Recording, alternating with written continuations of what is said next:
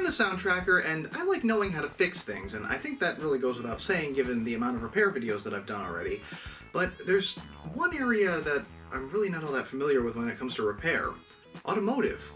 I mean, I am by no means a mechanic, I'm really just an enthusiast, and that's been growing ever since I bought my first car, a 2004 Honda Civic. You know what? I think if I'm gonna work on my car, I better dress the part.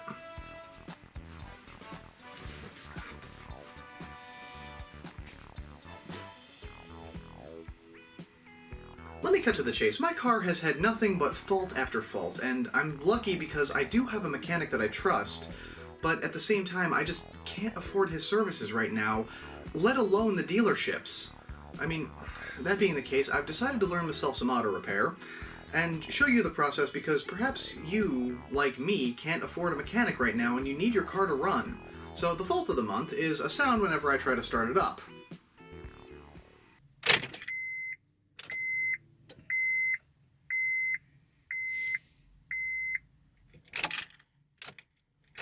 That sound is the starter engaging, but not spinning. Now, it may not be fully dead yet, but I'll give it a few more tries and... there we go. The way a starter works is when you turn the key to the start position, an electrical current runs from the battery here to the car starter itself, which engages the flywheel if you have a manual transmission, or a flex plate if you have an automatic transmission. The starter, once connected to the flywheel or the flex plate, starts turning it over, which engages the crankshaft and gets the rest of the engine running.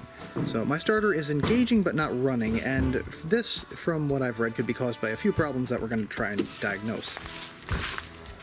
So the first common problem, the battery might not be giving enough power here to the starter. The car requires 12 volts to engage the starter, and if the battery is undercharged, it simply won't start.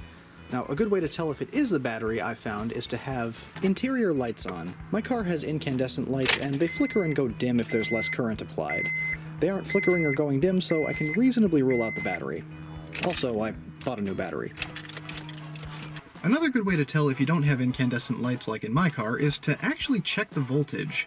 Now, I don't have a lot of special tools yet because budget, but I do have this Bluetooth transmitter, and this will actually give me a readout of the battery voltage. So, let's turn the key to the on position. And it's reading out a nice healthy voltage. If the voltage from the battery drops below 12 volts according to the chart here, then it's time to replace the battery first. Like I did. Because it was recommended. Now, I'd like to presume this is accurate, but in the event that it's not, take the battery out to the auto store and have them test it, and they'll be able to run a much more sophisticated test than the dongle method here. And then sell you a new battery! So we know it's not the battery, but what about the fuses over here? If it's not starting and there's no power, we can either check our owner's manual to see what kind of fuses are on the fuse line. And right there at line 20, we can see number 20 is ignition 1. Also, according to the manual, a blown fuse is supposed to look like this, just broken in the center.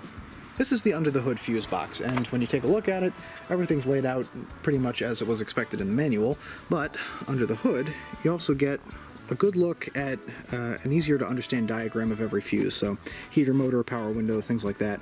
And if we look, let's see, IG1. Okay, so right here we can see IG1, that's the ignition fuse, that's going to be this one here. And if I look closer at it, this looks fine to me. It's not blown, but if yours is, replace it with a fuse of equal value to see if it fixes the problem. There are also fuses down here beneath the steering wheel, and more importantly, the starter relay. The starter relay is the one on the left here. When you start the car, you should feel a click from the relay, but there are also several here, and it can kind of be deceiving. So the easiest way to actually test the relay would be to swap it out with another one of equal value and see if that fixes the problem. Now, I don't think that this is the issue, because I can hear the starter solenoid engaging but not running 100% of the time, and this means it's time to diagnose the starter itself. I'd also like to bring up that the fuse's specifications are available in the car's manual, as well as on the back of the shroud that I took off. First, take off the two terminals to the battery to avoid anything going wrong by accident, let alone by design. Negative first, positive second. Then remove the bolt on the battery harness, and set it aside so we can take the battery out. Besides, I mean, removing the battery just gives more room to work. Next, we have to take off this air box, which means removing the boot first. Then removing the bolts. And I'd also like to bring up here that it's a good idea to have an extension ready for your sockets, as well as a magnet to get some of the deeper bolts out. With the bolts removed, it takes some wiggling and jiggling, but it'll come out eventually.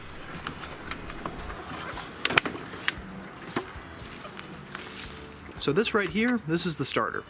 And the first thing that I want to find out is, are any of the electrical connections corroded?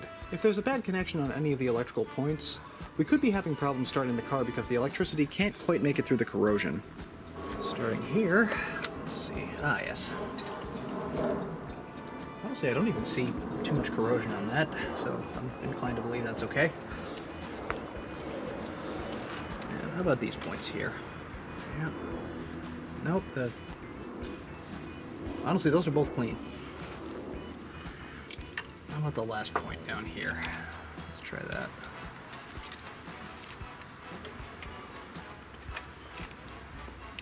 Is that not this size? I thought this car was made of 8s and 10s. Jesus. Apparently not. That's an 11. 12, how about you? 12! That's the one.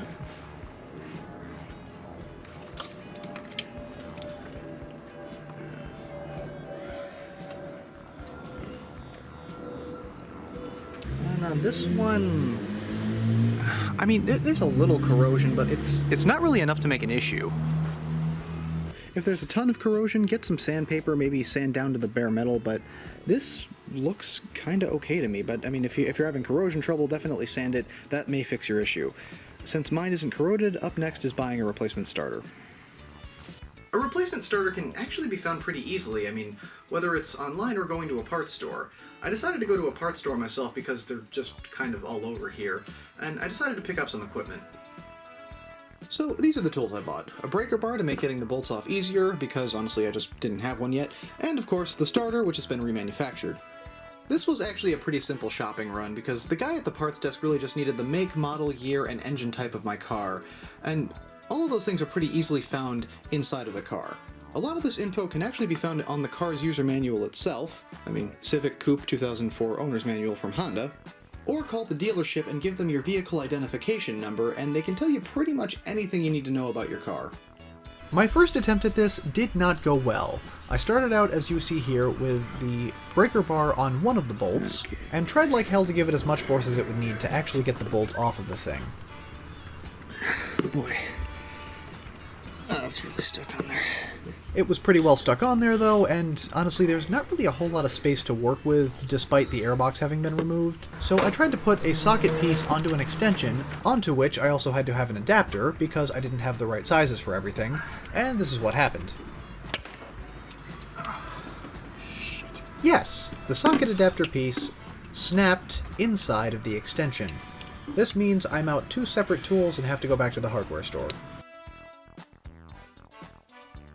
A trip to the hardware store later, I've gotten some more appropriate sockets and some penetrating fluid. Now the idea with this stuff is you spray it onto the bolts and it'll get inside of the area that needs to be removed because it's just kind of stuck. So hopefully this having been on there for a little while will make some kind of a change. Now let's get back in here and see if I can break it free. Or if I just break the bolt head off of the starter.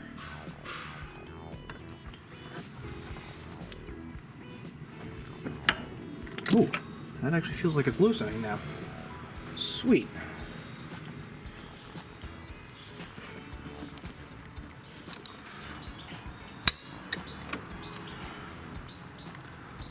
Getting the bolts off of this thing in a little penetrating fluid, the penetrating fluid helped immensely.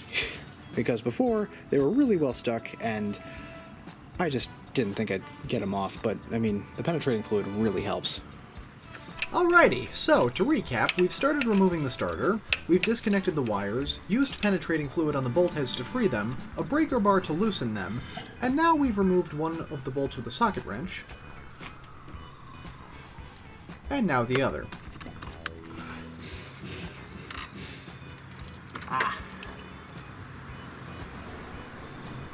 Make note of their sizes, types, and positions, because the starter bolts have to go back onto the engine in the right order.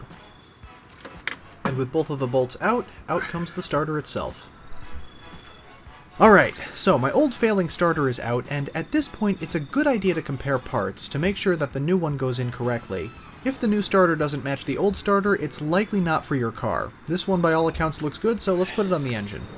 Now, while I'm in here before I put the starter back in, I want to give a good light inspection of the engine, make sure that everything's okay. So, coming down here, well, in the first case, let me get this poor rust in peace insect out of here. And,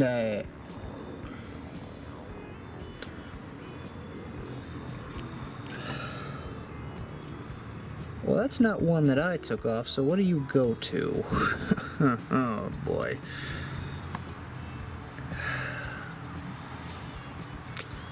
I'll figure that one out later.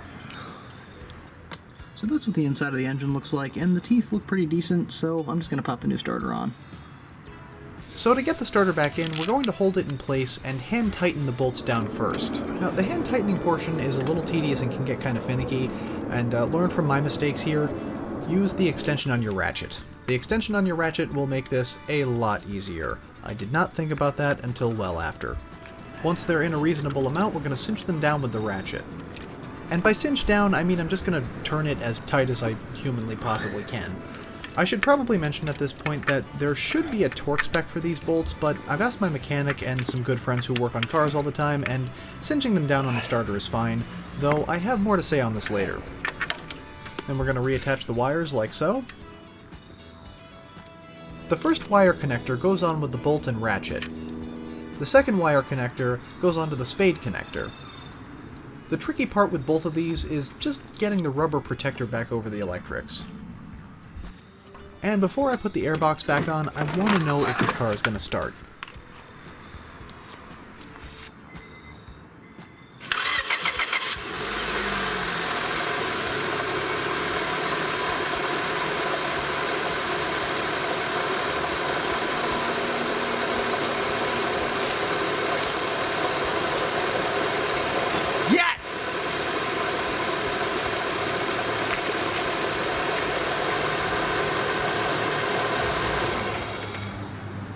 So the first thing to do is to fiddle the airbox back into place and get it seated round about where it's supposed to be. Then pull the battery back out because I forgot I needed the extra room. Once that's all set, we can start cinching down all the bolts. Depending on where the bolts are located, some of them are easier to get to than others. As a for instance, I had to use the magnet that I used to extract bolts to put this one back in. It was actually surprisingly handy because it enabled me to put the bolt on the head of the magnet and then screw it in, with nothing but the magnet. Not all of the way, of course, it just let me get the bolt started into where it was supposed to be getting screwed into. From this point on, it was pretty straightforward, just getting the other bolts on the airbox tightened back into place. They were the easiest ones to get to, and I tend to like to save the easiest things to do for last. The final hill to overcome was this rubber boot that goes onto the airbox. It's more than a little stiff, and it will absolutely fight you every step of the way. A good way that I've discovered to put this thing back on is with leverage from your extension on your ratchet. Finally, we can set the battery back into the engine bay, put the retaining strap on, hand tighten the bolt down, and cinch it back down with the ratchet. Then reattach the cables one at a time, and tighten them down so they're snug.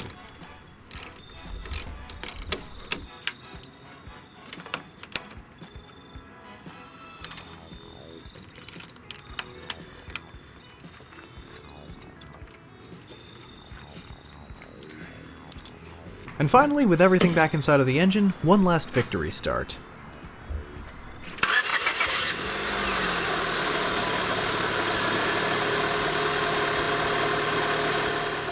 So that's everything fixed and working, and it was super satisfying for me to be able to learn about the vital components of my engine and to actually replace something. I mean, I'm so glad that it's working now, and if repairs come up, I'm going to try and tackle them myself before passing them on to my mechanic. I really think it's time that I learn to do this myself. And speaking of learning to do it myself, God damn it, Chilton! I spent hours looking for torque specs in your manual for the starter. And in your own manual, these are flat out not listed. Every single chapter in the back of this guide has torque specifications for everything that needs torquing in the back of the chapter. It's important to know these things. In the back of the electrical section, it has nothing. No torque for the starter, for the alternator. It's straight out missing from this book. Who proofread this?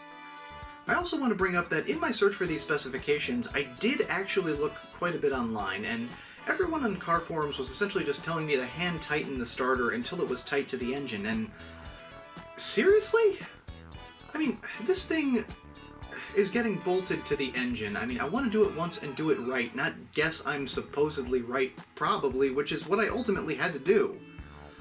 Hey, I mean, the rest of the net was little help. I mean, I spent a fair amount of time Googling, and I would usually get a car year that wasn't mine or a miscellaneous document with absolutely no proof that it was what I was looking for. So I wound up calling the Honda dealership as well, and the response that I got from the person who answered the phone was, and I quote, "The manager knows more about this kind of thing than I do, and he's out to lunch at the moment."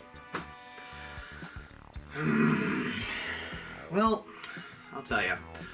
I was also on my lunch, and given the times that my office and theirs operate, it was kind of a no-win situation for me because there was no way that I could get in touch with him at the appropriate time. So, I kind of left myself wondering, was it really that hard to look up at the dealership where you're supposed to be able to service the cars that you've sold? I was just about ready to resort to this, but at that point I wound up calling the guy that I usually trust with my mechanics, and he confirmed what everyone had been saying online, just cinched down the starter. And that's when I just kind of bit the bullet and decided to get the starter on because winter's coming and I can't have my car not starting. My deepest thanks to Chris Fix and to Scotty Kilmer for showing me how easy it is to get into your engine. Also to two particular old coworkers of mine who fielded endless questions from me about mechanics because they know their way around this stuff a hell of a lot more than I do. Now, also to my two best friends, both of whom moral supported me through several dozen trips to the auto store. And also to the Junkyard Dicks Extended Universe for hours and hours of entertainment. I love watching and learning from you guys, and I wanted to thank you for the inspiration. So thanks for watching, and if you like this video, you know what to do.